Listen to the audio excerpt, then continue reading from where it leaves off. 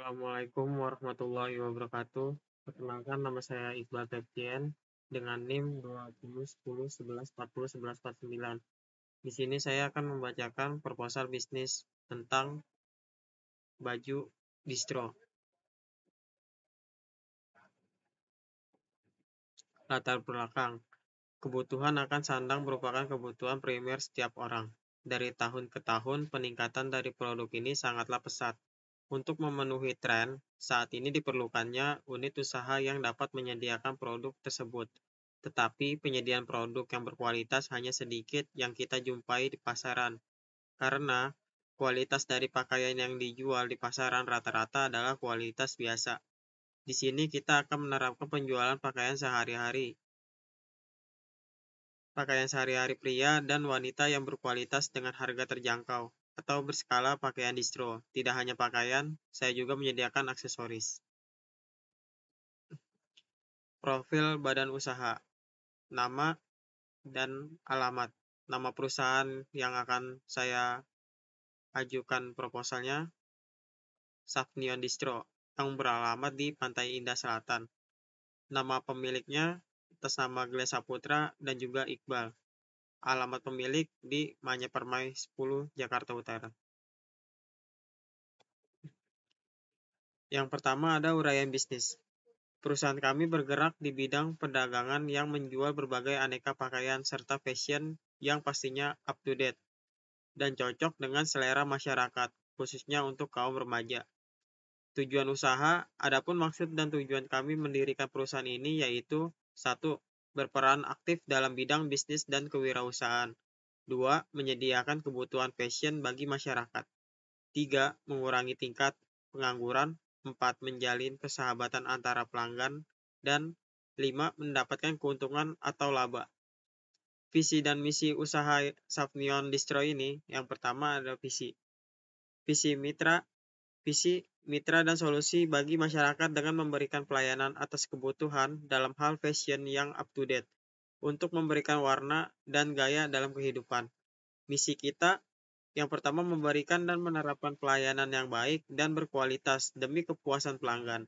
Yang kedua, menjalin kemitraan dengan pengusaha sejenis dan menjalin persahabatan dengan pelanggan.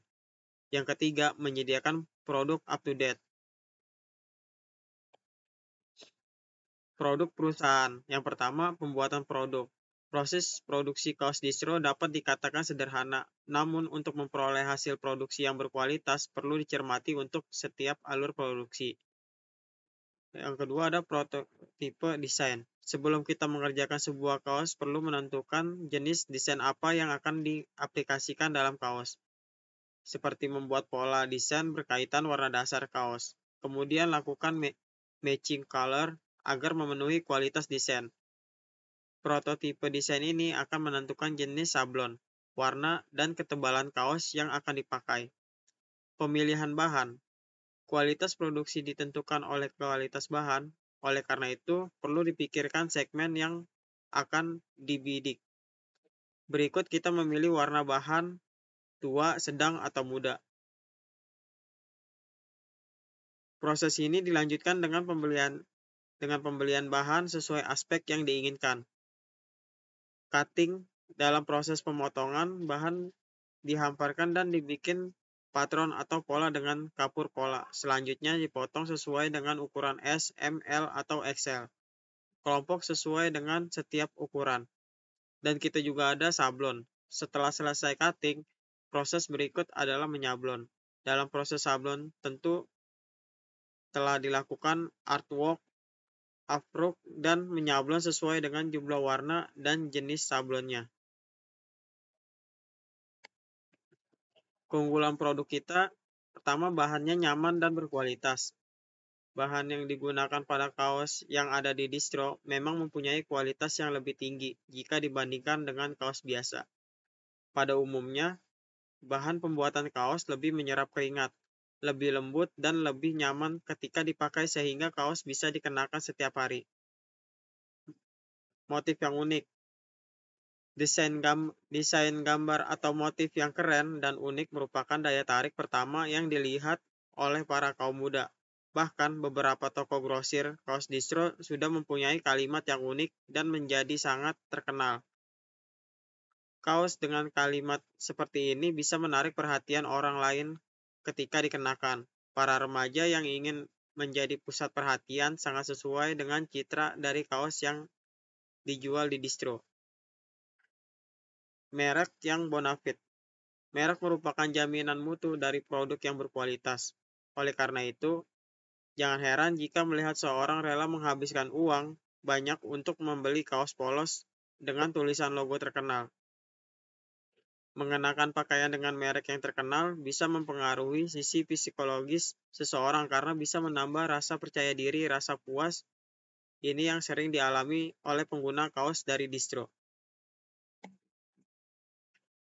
Sebagai identitas pribadi atau kelompok. Saat ini banyak komunitas yang memesan kaos dari distro untuk menentukan identitas mereka. Bahkan, kaos tersebut juga banyak dipesan oleh perusahaan untuk mengenakan produk mereka kepada konsumen. Kaos tersebut biasanya diberikan sebagai hadiah atau pakaian untuk karyawan ketika sedang melakukan liburan. Dan kita juga mengikuti perkembangan fashion. Dunia fashion selalu mempunyai perkembangan yang cepat, terutama kaos dari distro. Misalnya, ada musik, tokoh, animasi, tokoh terkenal, film, atau apapun yang sedang tren di dunia. Maka, desain kaos dari distro akan mengikuti perkembangan tersebut. Salah satu contohnya adalah ketika sedang terjadi pemilihan Presiden Amerika Barack Obama, saat itu bermunculan kaos dengan gambar Barack Obama dan menjadi kaos yang laris. Ini yang membuat para pembeli kaos dari distro tidak akan pernah tertinggal dengan perkembangan dunia fashion. Aspek pemasaran. Target pasar atau konsumen. Jadi kita membuat proposal bisnis ini kita ada target pasar. Seperti target pasar konsumen Two Brothers Distro ini adalah anak muda atau ABG yang sedang terpengaruh oleh fashion yang up to date. Mereka adalah pengguna baju-baju distro yang memiliki ciri khas. Situasi persaingan. Berdasarkan pemantauan dan hasil survei yang ada, bahwa di sekitar lokasi tempat yang kami dirikan usaha distro ini masih belum terdapat sebuah tempat belanja pakaian dengan suasana yang nyaman dan pas bagi anak muda. Yang ketiga, strategi pasar. Strategi pasar yang dilakukan perusahaan kami yaitu dengan cara intensif. Diusahakan sebanyak mungkin agar dapat menjual produk sebanyak-banyaknya dan lebih mendekati konsumen sehingga lebih mudah dalam penjualannya, dalam menghasilkan keuntungan yang sebanyak-banyaknya. Nah, di sini kita juga ada penetapan harga seperti kemeja dengan harga 89.000, kaos dengan harga 90.000 ke atas, jeans dengan harga 180.900 ke atas, jaket 199.900 ke atas, dan juga kita menjual aksesoris yang harganya mulai dari 24.500 sampai dengan 78.900. Keunggulan Keunggulan dari distro ini adalah menggunakan bahan kaos cotton combat 20S dan 30S yang berkualitas. Jadi di sini kita menjual bahan baju kaos yang bukan bahan yang murahan. Jadi benar-benar bahan yang berkualitas. Hasil sablon sangat rapi dan tidak mudah luntur walaupun berkali dicuci. Jadi hasil sablon ini kita selalu melakukan seperti QC terlebih dahulu. Jadi seandainya ada barang rusak kita akan ganti dengan yang baru. Desain kaos yang sangat up to date sesuai dengan tema yang populer saat ini. Kita juga melakukan periklanan dan promosi. Strategi yang akan kami jalankan pada perusahaan ini antara lain: 1. Membuat pamflet-pamflet berisi produk-produk baru yang akan ditempel tiap bulannya.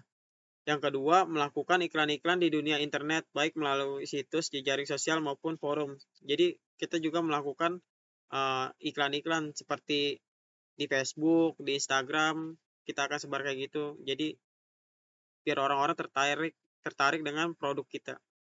Yang ketiga, juga kita membuat katalog-katalog mengenai fashion yang sedang up to date di distro. Nah, kita juga ada laporan keuangan. Contohnya kayak permodalan. sebagai sumber awal mula pendirian Two Brothers Distro yang kita update menjadi Sapnion Distro, yaitu dari pemilik distro sendiri sebagai investasinya. Untuk itu didirikan perusahaan dalam bidang perdagangan. Modal permulaan perusahaan. Biaya modal awal perusahaan seperti sewa ruko dan desain interior awal itu sekitar 1.700.000.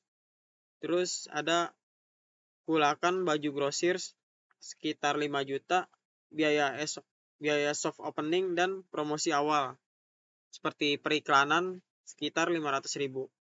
Dan kita juga ada biaya gaji karyawan per bulan pertama 2.400.000. Jadi jumlah modal produksi kita ya kurang lebih sekitar 9.600.000. Di sini kita juga sudah rincikan semuanya, jadi lebih mendetail gitu. Kayak seperti ada biaya tetap, ada biaya lain-lain, ada total modal dan pendapatan kita. Dan juga kita juga sudah menghitung seperti laba bersih selama 1 bulan.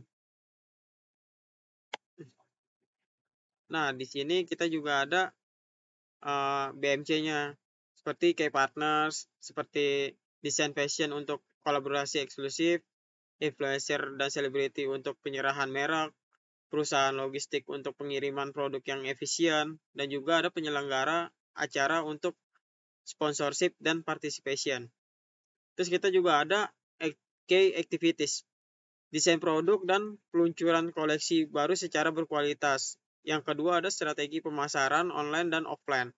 Yang ketiga kolaborasi dengan seniman dan desainer untuk produk edisi terbatas. Yang keempat ada pengolahan stok dan logistik yang efisien. Kita juga ada key resource, desain yang mengikuti tren dan kurator fashion. Rantai patokan yang handal dan efisien untuk produk berkualitas. Platform e-commerce untuk penjualan online. Yang keempat ada ruang toko fisik dengan desain menarik. Yang kelima ada tim pemasaran untuk media sosial dan kolaborasi dengan influencer. Jadi kita kolaborasi dengan influencer agar baju kita cepat dikenal dengan orang-orang lain. Ada value proposition, koleksi pakaian jalanan yang trendy dan unik, rilis edisi terbatas dan kolaborasi, pengalaman berbelanja online dan offline, diskon eksekutif untuk pelanggan setia, keterlibatan media sosial, dan membangun komunikasi. Jadi kita mengadakan diskon tuh yang terbatas gitu, jadi orang-orang agar tertarik gitu dengan produk kita. Terus kita juga ada customer relationship, layanan pelanggan responsif melalui obrolan online, email, dan media sosial, pembaruan reguler tentang produk baru, promosi, dan acara, program loyalitas dan keuntungan eksklusif untuk pelanggan berulang, konten menarik di media sosial untuk membangun komunitas di sekitar merek. Dan kita juga ada channel, seperti situs web e-commerce dengan antarmuka yang ramah pengguna, ada platform media sosial Instagram, Facebook, Twitter untuk pemasaran dan interaksi pelanggan, ada toko fisik di daerah perkantoran yang ramai, ada kolaborasi dengan influencer lokal dan selebriti untuk promosi. Kita juga ada customer segment, pemuda perkantoran usia 15-30 tahun dengan fokus pada penggemar fashion jalanan, pembeli online yang mencari pakaian trendy dan unik, influencer dan selebriti fashion lokal. Ada cost structure, biaya produksi dan sumber daya bahan baku, ada biaya pemasaran dan promosi produk, ada gaji dan tunjangan karyawan. Ini juga ada revenue stream, penjualan pakaian melalui toko online dan toko fisik, rilis edisi terbatas dengan harga premium, kolaborasi dengan influencer dan selebriti untuk garis eksekutif, dan juga kita ada sponsorship dan kemitraan dengan acara. Mungkin itu saja yang bisa saya sampaikan untuk memenuhi nilai UAS pada semester 7 ini. Kurang lebihnya mohon maaf. Assalamualaikum warahmatullahi wabarakatuh.